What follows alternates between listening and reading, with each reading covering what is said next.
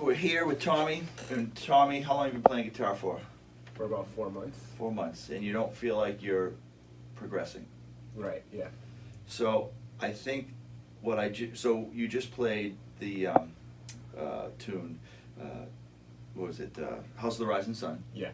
And what I noticed when you were playing is the space between the chords there was too much, right? So you have so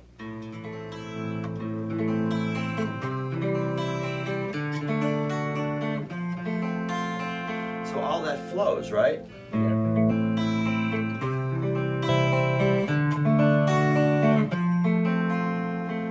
Why does it flow? It flows because I'm not thinking about putting my first finger somewhere or my third finger somewhere. They automatically know where to go. So if you're gonna leave here and go home, you know where home is. You've driven the road from my house to your house. Yeah. How many times, right? Many times. You don't think about it. And you're probably doing other things too, like you're probably listening to the radio, and hopefully you're not texting. But you're managing all these things at the same time that are automatic, right? So why are they automatic? It's because you've done them so many times that now it's like second nature to you. So whatever the amount of time you've been practicing has not met that threshold.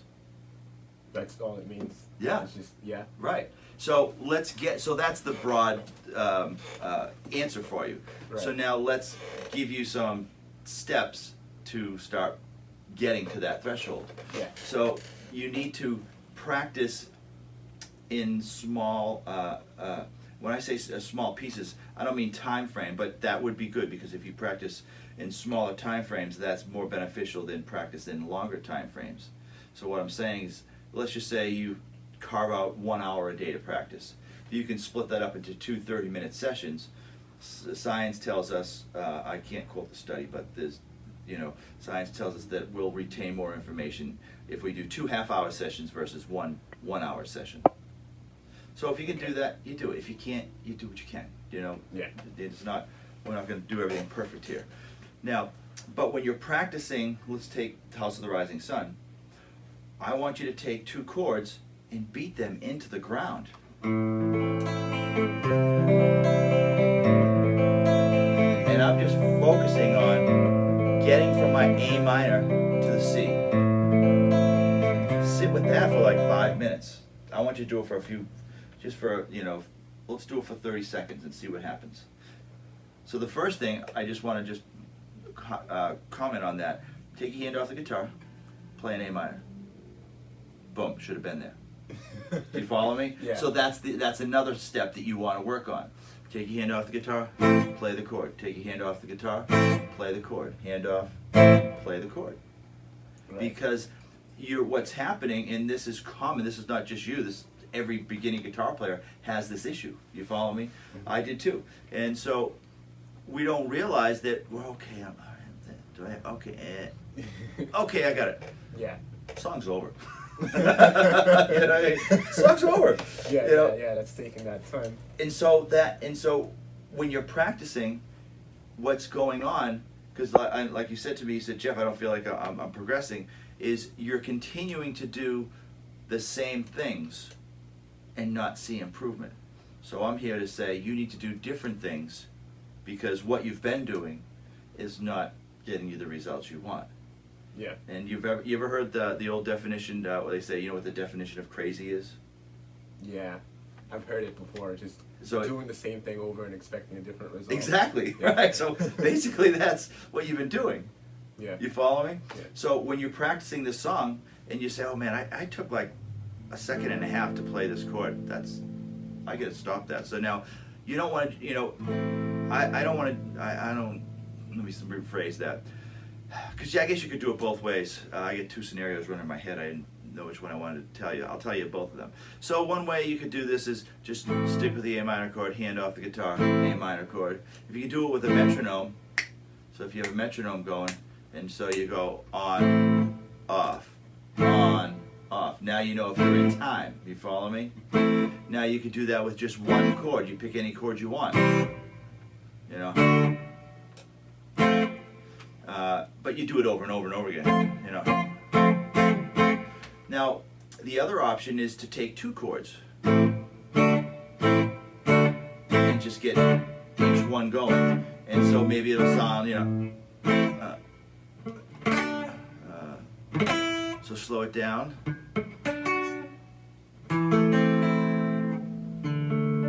So now I have it in time, right? Yeah. And maybe sometimes it sounds a little, but that's okay. You keep the time and you keep trying to adjust on the fly. Adjusting on the fly is what you need to, that skill set of adjusting on the fly is what you need to develop. Yeah. Because you're not always going to hit the chord perfectly, you know. When you say, oh, well, some people say, well, Jeff, you can hit it perfectly all the time. No, I don't. I fooled you, okay? Yeah. My adjusting on the fly skills are really good. Okay. You know, when we were at Berkeley, you know, I forget who, there was an old saying, you know, if you make a mistake, play it twice. You know, so the point is if you keep doing it over and over and over again, people think you are intending to do it. You know, and so sometimes we would try to make mistakes on purpose, and when we were practicing with our buddies in the practice rooms, and just to see how we could get out of it in a, you know, saving grace manner. Yeah. So the point is, you know, thinking on the fly.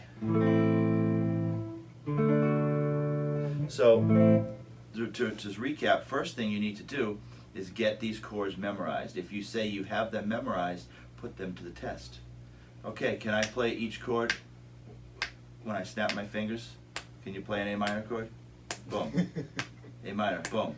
How about C, good. F, D, sorry, yeah, then F. See, so you're getting there. You're like a little bit behind, off, yeah. but that's okay. So as long as you know where you are, you're gonna, you know, you're gonna bang it out, right? I'm trying really hard to just get it perfect. I think it's slowing me down a lot of the time. Right. But, So I think you need to have the chord ring out. So I don't want to discount that. right. But I say this all the time to my beginner students. I think when you sit down to practice, you're going to say to yourself, for this particular run through the song, I'm going to get it perfect. And then timing takes a back seat. Then you practice the song a second time through, and you're going to say, timing is going to be my primary goal, and perfection takes the back seat. So if I play every chord, I don't care, because my timing is what I'm trying to develop. See, so I'm crapping out on each chord here. Then the next time I go through the song, I'm gonna,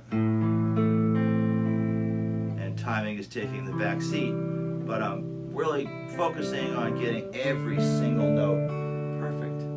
So now you're mixing up the way you're attacking the problem. Yeah. You know, Yeah. I read in the Steve Morse book, I'm sure he didn't come up with the quote, but the first step in fixing a problem is identifying the problem. So, so I'm here to identify that you've got to get, your chords aren't automatic yet. So that's the first thing you want to focus on. So that's one exercise. You can take any song. We have the Don't Think Twice, The Times They Are a Change, and we have House of the Rising Sun. Mm-hmm. All of the chords in those tunes, you just go through 2 at a time.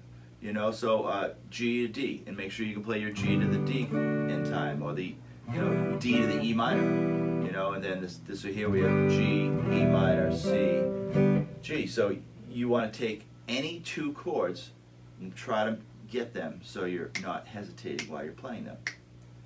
If you're hesitating, you don't know them. So then take 1 chord and just take your hand off, put it back on. Okay?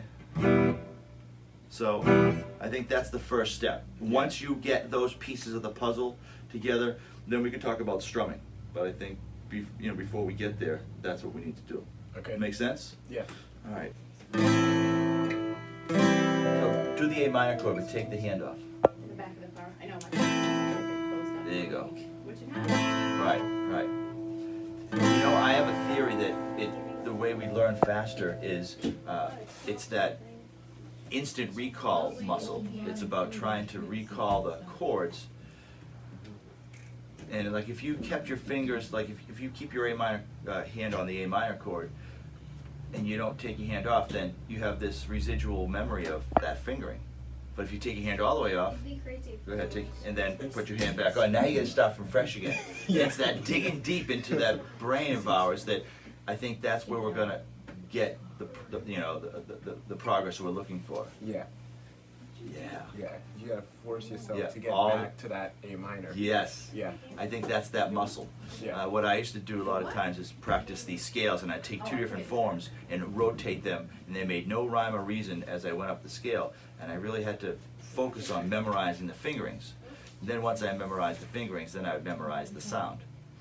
But the point is we're breaking the problem down into manageable steps. That's the thing. You're trying to play the whole tune and keep barreling through it like a bull in a china shop without really thinking about am I not connecting to the chords, you know? Or maybe you thought about it but you didn't know how to fix it. There could be many, explanations. But the point is now we have broken it down. It's like almost like you wouldn't go get a submarine sandwich and shove it in your mouth in one bite. Your body can't digest it, right? Mm-hmm. But if you take one bite at a time, eventually you can eat the entire sub. So we're breaking the entire song down into bite-sized, manageable, digestible pieces. Yeah. You know? Yeah. Yeah, man. So. Yeah, you got it. And then go to the next one. That's okay, but now you know, and now that's what you're going to work on, is fixing it.